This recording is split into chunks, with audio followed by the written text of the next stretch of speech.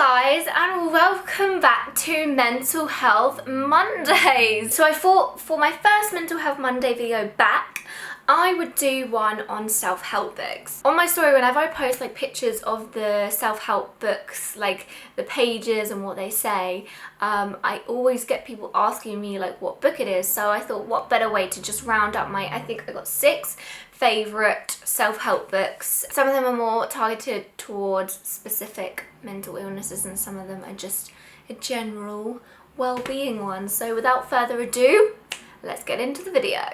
Okay, so I'm going to start with probably my second favourite book. This was one of the original self-help books I read probably a couple of years ago now, and that is this one. It's called The Power of Now by Eckhart Tolle. Quite a lot of you probably might have heard of this. I know, I think I was recommended by one of you guys actually to read this. It's quite tricky to get through. If your brain kind of, how do I put this? So basically when I'm unwell, I find it very difficult to concentrate. So basically if your concentration levels are low, then you will struggle to get through this. But if you're kind of a little bit more willing to stick with it, then I would definitely recommend this. It's about what it says on the cover. It's all about being in the moment because we get so caught up in thinking about, like, for example, with anxiety, it's all about predictions for the future. So this is just telling you methods on like how to be in the moment. It's set out really nicely actually, and he has these like pauses, and he's put the pauses in the book as design pauses to like sit and think and write down or reflect or whatever. It's all about like accepting, which I really like. So for example, let's read a little page. He says what to do if the present moment is sometimes unacceptable, unpleasant or awful. It is as it is. Observe how the mind labels it and how this labeling process, this continuous sitting in judgment, creates pain and unhappiness. By watching the mechanics of the mind, you step out of its resistant patterns and you can then allow the present moment to be. So that is basically saying sit back and be an observer. Don't get caught up in the thoughts, which is pretty much the premise of this book. I'll link all these below, by the way. He's a bit of a funny guy. Like, I think he talks about sitting on a park bench and just having like an epiphany.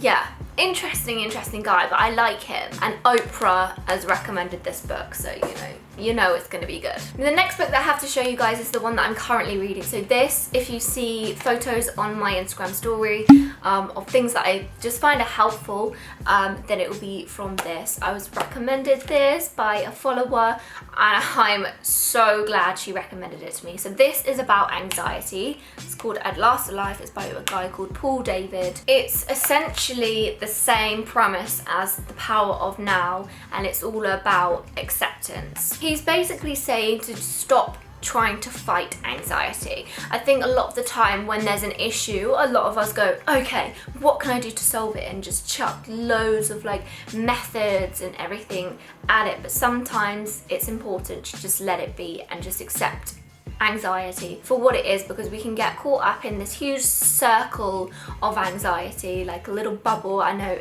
it happened to me, and it's so interesting hearing him write about it in the book, because you get anxiety and then you kind of judge your anxiety, you get anxious about your anxiety, you judge yourself on how you act in certain situations, you feel shit for feeling shit. You'll understand if you're in it, but basically it's all about breaking that cycle. And I don't totally agree with everything he says in this book, because he basically refers a lot to getting back to your normal self and getting back to how you were before. But for me, I struggle with that because I've been struggling with mental illness for, I don't know, years and years and years and years and years. But I don't want to get back to my previous self because I feel like I've learned so much on my journey, and I wouldn't be able to pinpoint the last time I felt well or like well, I mean, I've been happy, but do you know what I mean? Like really truly happy for like a long period of time. I don't think he phrases it very well. Some of the stuff he phrases very harshly, and I also think he comes across as a little bit arrogant. I mean, he knows that his approach works, and it does, but it took me a little bit of warming to him. But I mean, I am nearly finished with it. Like, I'm recommending it and I haven't even finished it yet because it's just really helped me turn my thinking around. And he repeats himself a lot, which can get annoying, but it drills it into your head. Next one is from a super popular self-help writer, and that's Louise. So she's written a lot of books. So I got the You Can Heal Your Life from her, and this is the second one after that, I believe. The Power Is Within You. It's basically about retraining your thought process, reprogramming your negative thoughts. It helps with stress, it helps with anxiety. It talks about kind of like positive affirmations, about fear and not letting fear ruin your life. So yeah, I've underlined lots in here. Let me find a little page. Loving yourself is the most important thing you can do, because when you love yourself, you are not going to hurt yourself or anyone else. Instead of criticizing others, praise them, and within a month you will see an enormous change within you. Like, I love a book that's just like filled with little tips that are really going to help your life. This one says, no matter where you are in life, no matter what you've contributed to creating, no matter what's happening, you are always doing the best you can with the understanding and awareness and knowledge that you have. I love that. That's definitely like one of my favorite things to remind myself of, because I feel like a lot of the time we can beat ourselves up that we're not doing good enough. I think the thought process of thinking that you're exactly where you need to be and that you're doing all that you can is very reassuring, well, at least to me. It says with the awareness and knowledge that you have, which kind of suggests that there's still so much more awareness and knowledge to be learnt. My fourth one is this, which is very well loved. As you can see, I took this on holiday with me to Turkey and I finished it in a couple of days. This is called Get Your Shit Together by Sarah Knight. She's wrote quite a few self-help books and she's great. I mean, her books look great. It says on the front, how to stop worrying about what you should do so you can finish what you need to do and start doing what you want to do. Don't we all do that? Worrying about what we should be doing.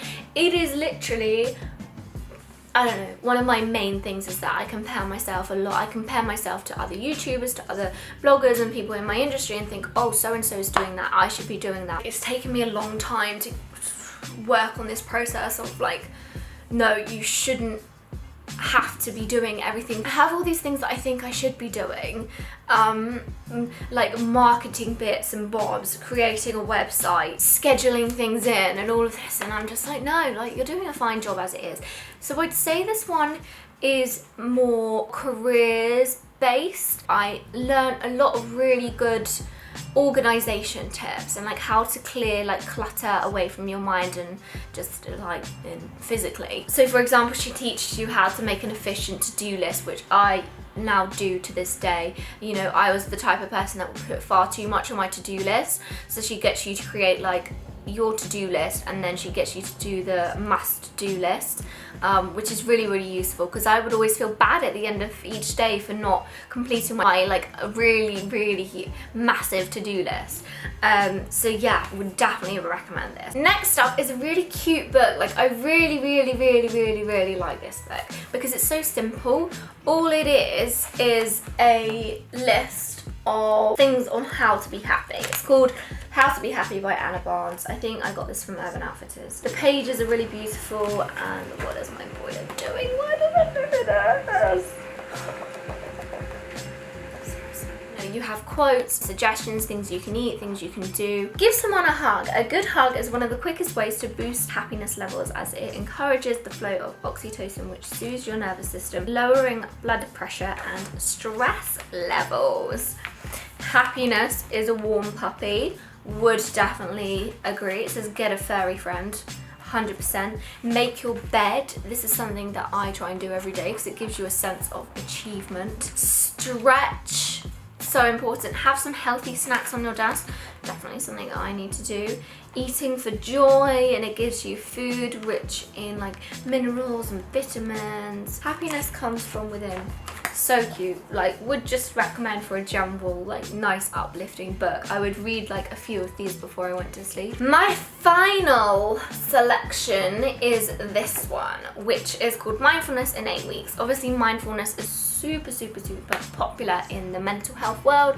It is part of the CBT course. If you've had CBT, then you've probably done it. Pretty much everyone should know about mindfulness by now, and if you don't know about it, let me try and explain to you simply. So it's basically all about being in the moment and just observing and not letting your judgments take over. It's about accepting, which again is like the premise for so many of the books that I've said today. Oh, it says here, prescribed by the NHS, mindfulness is fast becoming the most popular method to alleviate anxiety, stress, and even depression. Above all, it helps you feel more fully alive. Blah, blah, blah, blah, 8 weeks. This is good because it's like an 8-week plan. I guess it almost makes it feel like it's like a therapy plan. The first one is about eating, if I do recall. He literally makes you eat a raisin mindfully. I don't know. Oh, I've like underlined so much stuff in here. Let's read a couple of bits here. So he says, what seems to happen is that at times of low mood, old habits of thinking switch in relatively automatically. This has two consequences. Firstly, thinking now runs in well-worn grooves that don't lead to a way out of depression. Secondly, this way of thinking intensifies the depressed mood and leads to further rumination. In this way, a series of self-perpetuating vicious cycles can cause mild and transient low mood to very quickly degenerate into severe disabling depression. So he is basically just saying that how depression happens is through your thought process, and then you get stuck in this certain thought process and you go further and further and further down that road, and it gets harder and harder to get better the longer you are left thinking this way. And this is why it is so important to catch it at the beginning. And I don't know why the NHS are not putting more into prevention, because then fewer people would end up in such a state of despair, aka me. Literally, I was on the waiting list for NHS therapy when I ended up in a psychiatric hospital. They just need to sort their shit out basically. But this is really good. Like, look, we've even got diagrams in the book. I think these books are so good for kind of like self-recognition and self-reflection. And often it's so nice to know that someone else understands and feels that way. So I really hope like my little summary has helped. Do let me know if you go on to buy any of the books. Yeah, let me know what you think of them. I hope you enjoyed this video. Please do give me suggestions for future mental health videos. I feel really weird because like people are walking past and staring at me because my windows are like right by the main road. Okay, I'm gonna end it there. Goodbye.